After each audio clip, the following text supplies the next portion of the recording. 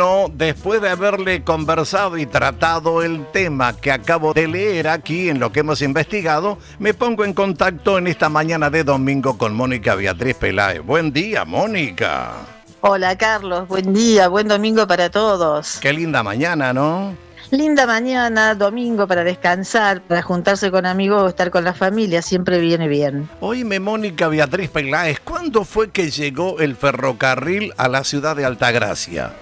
Bueno, según los datos que tengo, el ferrocarril llega a la ciudad de Altagracia el 25 de julio de 1891, impulsado por el Ferrocarril Central Argentino, ¿no? ¿Cuáles fueron las consecuencias o el impacto que tuvo la llegada del ferrocarril a la ciudad de Altagracia? Bueno, mira Carlos, fue fundamental para el desarrollo turístico y económico porque transformó a Altagracia en una villa turística, ¿no? Por un lado, Carlos, transformó la economía local, facilitando el transporte de ganado y productos agrícolas, y el tren, fíjate vos, de la línea Mitre conectó Altagracia con la Pampa Húmeda, fomentando justamente además el turismo de lujo que llegaba al Sierra Hotel. Qué impresionante la historia cuando uno la vuelve a revisar y encuentra que realmente hemos tenido privilegios que hoy ya no tenemos. ¿Cuáles eran las frecuencias tanto de carga como de pasajeros de ese tren, Mónica? Bueno, mira, la frecuencia hasta el año 1970 eran 8 frecuencias diarias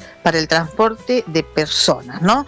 Pero el tren también tenía 2 trayectos pasando por distintas localidades. Hablando de localidades, tengo entendido que pasaba, porque inclusive yo en ese tren he viajado en los años 70, ese tren pasaba por Río Segundo, la localidad de Losada, Alto Fierro y unía Altagracia, pero había otro que era de Rafael García y que pasaba por Bower hacia la ciudad de Córdoba, Mónica. Efectivamente, y fíjate vos, cuando el tren deja de funcionar en el sentido del transporte de pasajeros, se utiliza para transporte de agua potable justamente para esos pueblos vecinos, ¿no?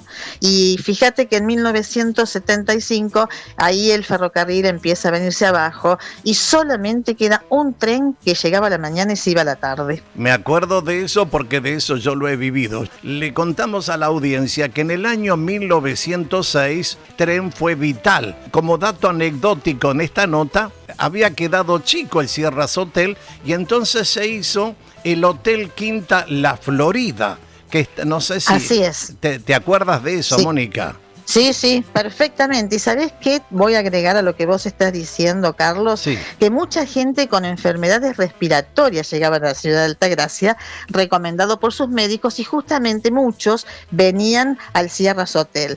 Y respecto del hotel que vos decís, de la Quinta La Florida, eso se funda, ese hotel, se hace ese hotel, porque muchos empleados ferroviarios querían venir a Altagracia. Entonces se hace este hotel que estaba pegadito a la estación de trenes y luego la colonia ferroviaria. Un dato importante sobre el hotel de Quinta La Florida: yo cuando era niño recuerdo iba a jugar con mis hermanos y mis primos a ese lugar, que da pena que lo hayan volteado, ¿no? Que no haya sido ya parte, no está más. Claro, que no haya sido parte de la historia. Tienen el museo al Che Guevara y no tienen una locura. Y no tienen el museo ferroviario que tendrían que tenerlo antes que del Che Guevara, que ese es otro tema también. Un dato importante, Mónica: el Hotel Quinta La Florida era al lado de la estación, justamente, era también para el turismo como para los propios empleados. Pero Villa Oviedo fue un barrio donde vivían la mayoría de los empleados ferroviarios que trabajaban en las canteras, donde hacían la explotación de la cantera, y el tren carguero unía Villa Oviedo con las moliendas que estaban en Barrio Cámara y llegaban a la estación terminal del ferrocarril ahí en Altagracia. Exactamente, sí, tenés razón. Muchos de los empleados vivían en Villa Oviedo. Es más, hasta en un momento se decía que era el barrio de los ferroviarios, ¿no? Exacto. Y efectivamente el tren transportaba cal y piedra, que fue una cosa muy importante en Altagracia, ¿no? También viniendo lógicamente de las canteras locales. Exacto, yo me acuerdo y he contado contado en este programa que con mis hermanos nos colgábamos del tren desde Villa Oviedo,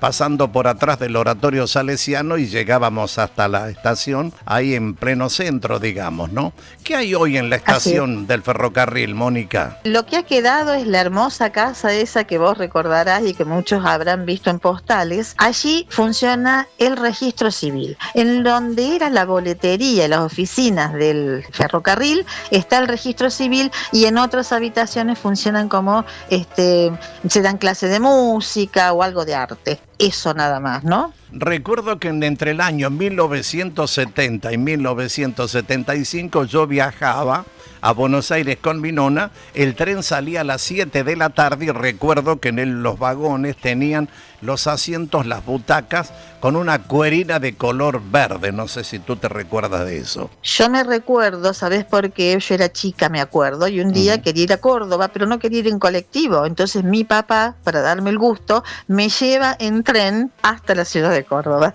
para que conociera el tren. En el 74-75 quedó un solo tren que, como recién vos lo mencionabas, que venía a la mañana de Buenos Aires y salía por la tarde. Yo en el tren de la tarde me iba siempre a Buenos Aires en verano, y ahí sé que pasaba por Río Segundo, Losada, Alto Fierro, Rafael García. Sí, pequeñas localidades que hoy han crecido mucho. Cabe destacar eso también, ¿no? Es una pena que hayan levantado las vías del ferrocarril, como tantas cosas que se han hecho mal en la Argentina y hoy pagamos la consecuencia.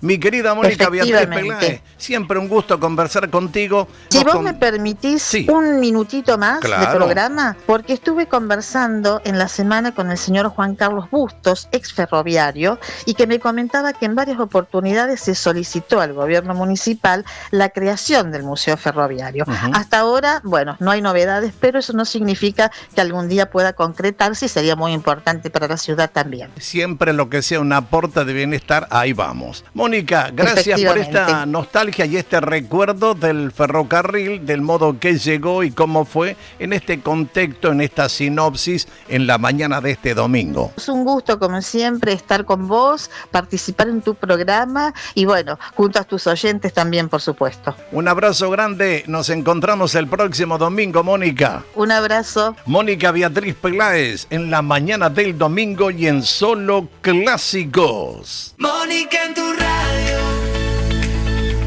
lista para empezar. Mónica trae historias que contar. Cierra los ojos, siente el compás. Mónica está en tu radio, déjate llevar.